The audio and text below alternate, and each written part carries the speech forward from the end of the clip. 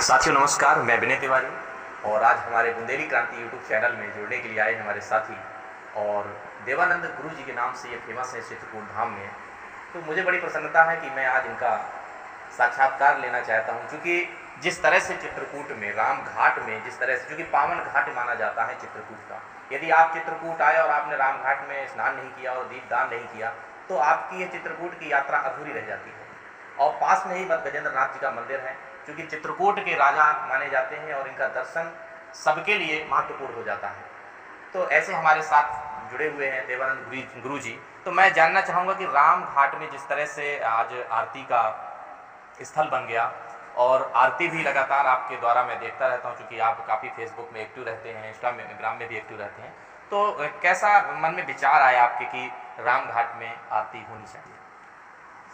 इसमें सबसे बड़ा भूमिका यह रही कि पूर्व जिलाधिकारी शेषमणि पांडे जी, उनके माध्यम से उनके पिताजी शायद हमने श्रवण जो जानकारी हुई है और उनकी इच्छा थी कि यहाँ पर आरती हो और आरती के लिए तैयारी हुई और फिर समिति गठन की गई, ट्रस्ट का निर्माण किया गया। ट्रस्ट का निर्माण दिया गया माँ मंदाकिनी सेवा ट्रस्ट, इस नाम से गठित किया गया। अध्यक्ष, उपाध्यक्ष, सचिव सब पूर्व व्यवस्थित किया गया और देवोत्थानी एकादशी से यह पावन पुनीत महाआरती बनारस की भांति प्रारंभ की गई।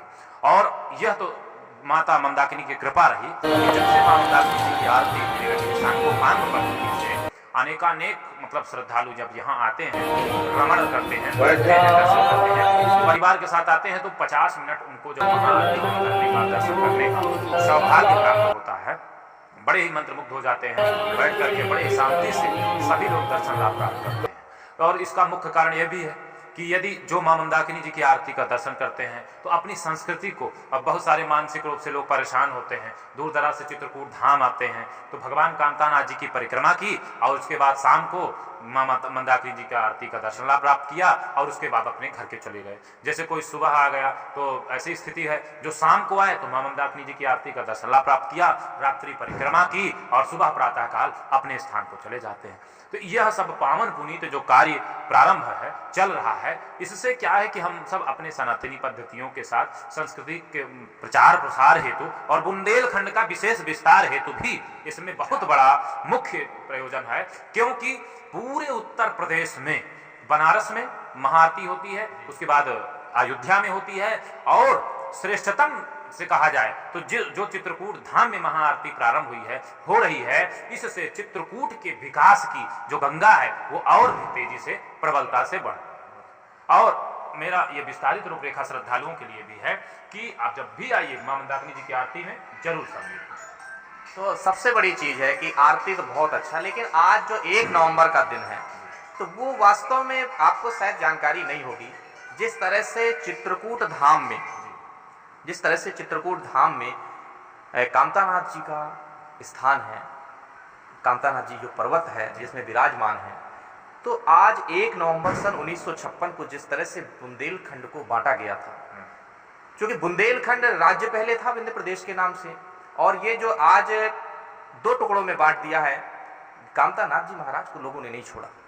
जो सरकारें नहीं उनने कामतानाथ महाराज जी को नहीं छोड़ा। एक तरफ उत्तर प्रदेश, एक तरफ मध्य प्रदेश। ना ही उत्तर प्रदेश का विकास समुचित हो पा रहा है, ना ही मध्य प्रदेश का विकास हो पा रहा है।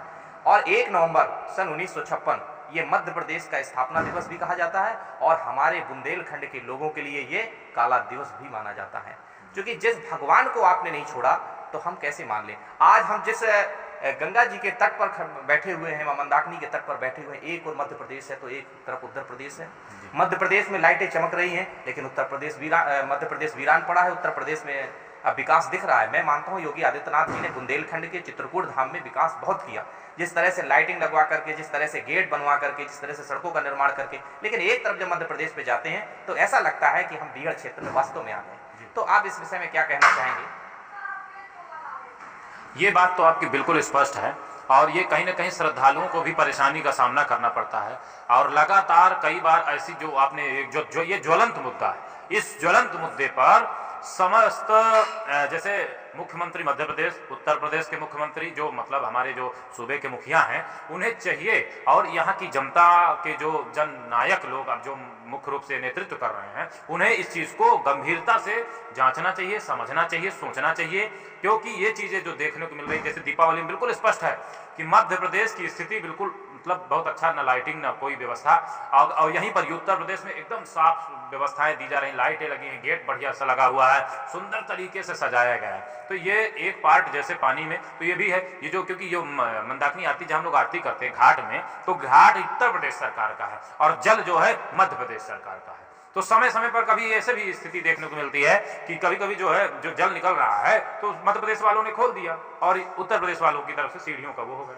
तो इन सब चीजों की कहीं ना कहीं आपसी जो सामंजस्य की जरूरत है, या तो उत्तर प्रदेश के ही अंतर्गत ये हो जाए या तो फिर मध्य प्रदेश, एक उदाहरण के तौर पर, ताकि इसके विकास के लिए अच्छी विकास गंगा बह सके और इसका विकास हो। सीधी बात तो मैं ये जानना चाहता हूँ कि मध्य प्रदेश और उत्तर प्रदेश में बटा बुंदेलखंड, तो बुंदेलखंड का समुचित विकास होना असंभव है।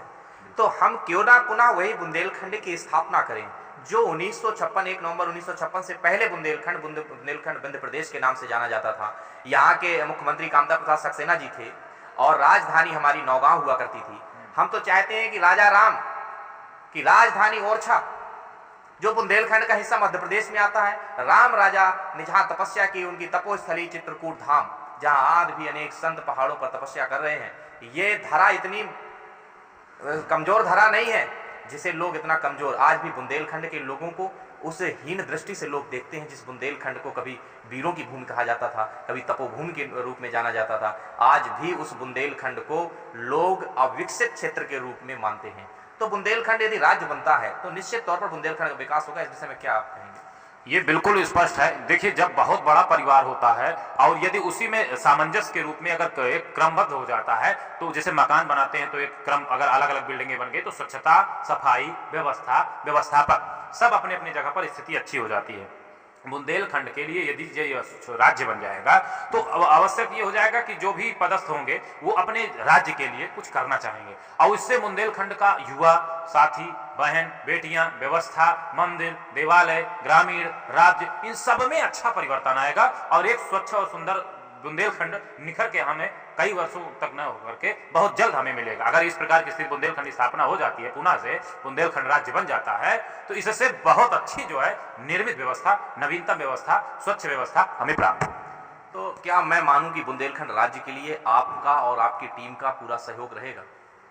बिल्कुल पूर्ण समर्थन रहेगा और जहां पर आवश्यकता पड़ेगी, सामान्य जैसे एक शांतिपूर्ण ढंग से अपनी बात को रखने के लिए जहां पर जरूरत पड़ेगी वहां जाया जाएगा और आपके साथ मिल करके हमारा प्रयास रहेगा। हमारी जो टीम है, हमारी जो व्यवस्थाओं के अंतर्गत हमें पालन कर रहे हैं, हमारी बातों का पालन कर रहे हैं, उन सबको और बुंदेलखंड के हर उस युवा के विकास के लिए, व्यवस्था के लिए मैं आग्रह भी करूंगा कि वो आपके साथ आए, मिले और इस क्रांति में जो ज्वलंत चल रही है उसमें घी डालने का काम करे। ऊर्जा रूपी अपना जो है मानसिक, कार्मिक, वाचिक, तीन प्रकार से किसी न किसी भांति से वो साथ में आए और बुंदेलखंड स्थापना के लिए, बुंदेलखंड राज्य के लिए वो अपने आप को आहूत करे। बहुत बहुत धन्यवाद। जैसा कि साथियों हमारे साथ जुड़े हुए थे देवानंद गुरु जी, चित्रकूट के नाम से ये मान लीजिए पूरे बुंदेलखंड में नहीं, बुंदेलखंड के बाहर पूरे भारत में बहुत ज़्यादा फेमस हैं। आप इनको YouTube में, आप इनको Instagram में, आप इनको Facebook में देख सकते हैं, सुन सकते हैं। क्योंकि मैं भी आज इनसे पहली बार मिला हूँ, इनको मैं फॉलो करता हूँ Facebook में और लगातार ये चित्रकूट की उन पावन जगहों का दर्शन कराते हैं जहाँ आप लोग नहीं पहुँच सकते हैं। तो मैं चाहता हूँ कि आप सभी लोग इनके YouTube चैनल को भी सब्सक्राइब करें, प्लस हमारे बुंदेली क्रांति चैनल को भी सब्सक्राइब करें, क्योंकि बुंदेलखंड की क्रांति आपकी अपनी क्रांति है। इस बुंदेलखंड का विकास होगा तो निश्चित तौर पर हमारा विकास होगा। मैं विनय तिवारी, कैमरामैन हमारे श्रीकांत द्विवेदी जी के साथ आप सबका हार्दिक स्वागत, बधाई, बहुत बहुत धन्यवाद। जय बुंदेलखंड, जय सिया राम, जय चित्रकूट धाम।